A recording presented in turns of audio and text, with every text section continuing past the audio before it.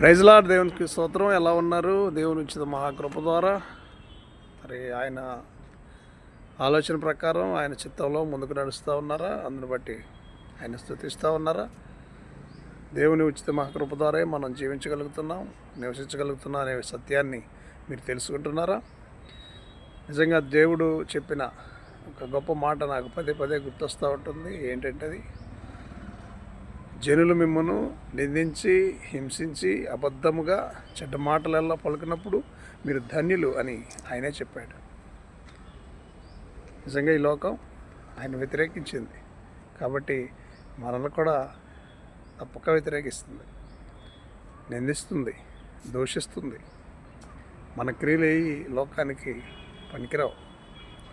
కానీ ఆయన దృష్టిలో నీవెంతో యోగ్యుడివి, ధన్యకరమైన వ్యక్తివి.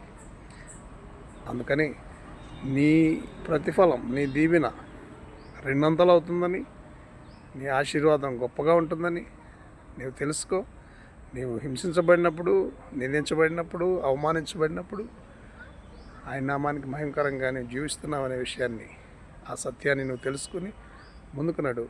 దేవుని ఉచిత మహాకృప నీకు నీ కుటుంబానికి తోడై ఉండును గాక. ఆమేన్.